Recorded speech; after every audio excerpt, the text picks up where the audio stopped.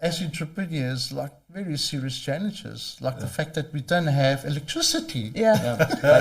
We don't have reliable electricity. And, That's, and this thing is COVID.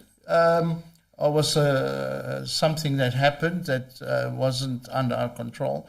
But the electricity situation in South Africa is under our control. And you know what? I actually watched the interview of now the ex-CEO of Eskom.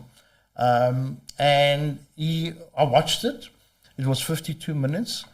And really, I was filled with all kinds of emotions, be it with rage, with disdain, and what he conveyed, last night is the fact that, in effect, there's no need for us to have load shedding. It's purely because of the ANC cadres and comrades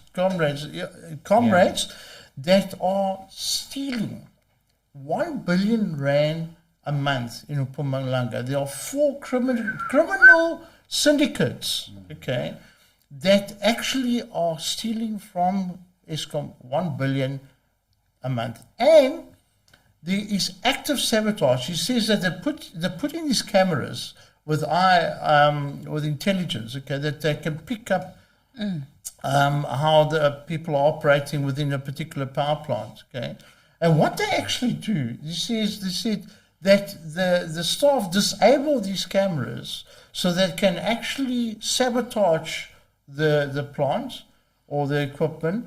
And through that sabotage, they call in people to come and fix it because now it's an emergency. And those people that they bring in are also part of this my gang. goodness. So it says that it goes all the way. That's very serious. All the way, very high up within the ANC. So for me, as an entrepreneur and a business person, I look for the opportunity. And that is something that my mentor has taught me. So there is nothing I can do to what Eskom is doing. Nothing.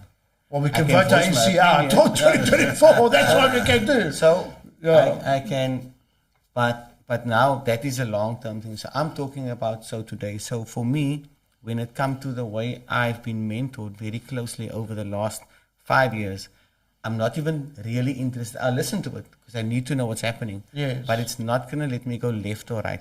Yes. So you tend to look for the opportunity in the crisis. Yes. And that is what it's about. So if we are going to be fixated, according to my understanding, on what this is happening, problem, what benefit is that going to do?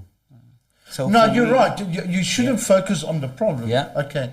But as citizens, we must be aware of what is going of course, on. that's And what is going on? Yeah. What is going on now is that this gentleman that really tried so hard to fix Eskom. Now it was because of last night's interview.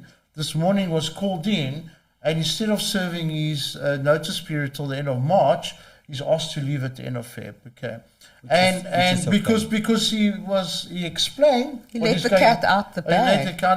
But it's a serious belly cat. It's a big tiger that's came out of the thing because the exposure is radically. It's really there are consequences. Yeah. And now this poor gentleman has to take himself and his family out of the country because there's a target on his back. Okay.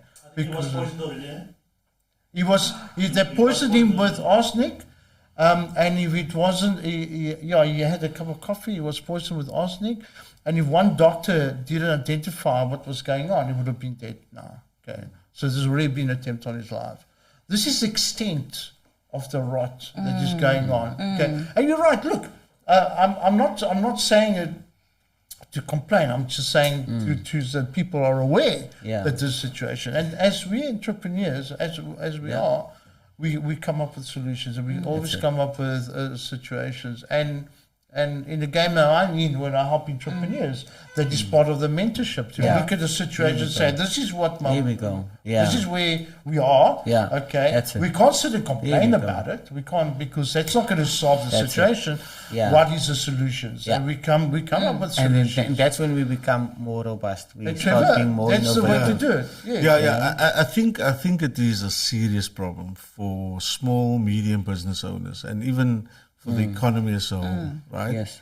Because I mean, I worked it out, Dave. If you have four, I just on my way here now. I'm not going to mention the bank, okay? Because those people will be in serious trouble. But they sitting and having all the workers. They were sitting in front and having a jolly good time. So we're losing 4 hours of productivity per day. So if you calculate that, right, into man hours, it's 4 hours a day times 5, okay? It's 20 hours. So times 4, it's 80 hours. And if you take 80 hours... It's 80 hours per month. 80 hours, that's correct, yeah. And you divide that by 8 hours a day, then you're basically losing 10 working days. That's 2 weeks of the month. That's quite That serious. the economy won't be functioning because of load shedding. So a lot of our systems are connected to electricity, and so if your electricity goes, your phone system goes off, your internet goes off, and so forth and so on and so forth. And the sad part in our office, I tried to we had a system put in there, but it's just that one of those things that people just automatically goes into, listen, there's nothing that we can do. The lights are out. The lights are out. So the whole of everything just goes out. And that is not good for our economy. Disruptive. I didn't have the privilege to go and listen to the interview. So I cannot comment on that. But what I'm saying, I mean, whichever way it's coming from wherever it's coming from, it's bad. It's not bad. It's not healthy for our economy. And we're losing. I mean, just 2 working weeks out of 4 working weeks per month.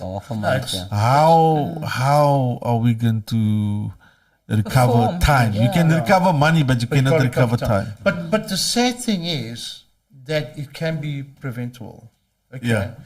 The problem is that there's no political will to fix the problem. So they might talk about, look, we're appointing a minister of electricity, etc. Yeah. But the revelation is that it filters all the way quite high up, and it's funding the ANC.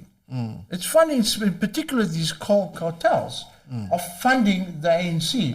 So there's no way that they want this thing to stop. Okay, so this travesty. I mean, it's actually they're committing treason. Okay, because it really is treason when you actually willfully Against the people, Dave. willfully go against the people, against the economy, and where's the biggest impact of this situation? The poor. So the unemployment rate is going up, and these people are. In fact, he was saying that some of the buyers are so brazen in the way they commit these crimes that they'll go and buy fancy cars, fancy houses, and it's in your face kind of situation. Okay, and he presents this information to the Hawks, to the SSA, etc. Nothing gets done. Why? Because there's no political will, and that is really, really shocking. It's really shocking that you have individuals such as these people that actually care. They don't care at all for the fellow man, but no heart, absolutely no heart. And I get quite Passionate, passionate. I get quite heated up because we have all the resources, we've got all the capabilities, okay, of having a scenario in our country where there should be no poverty at all, zero poverty. For all the resources, But these bloody criminals that are running our country, they just don't care.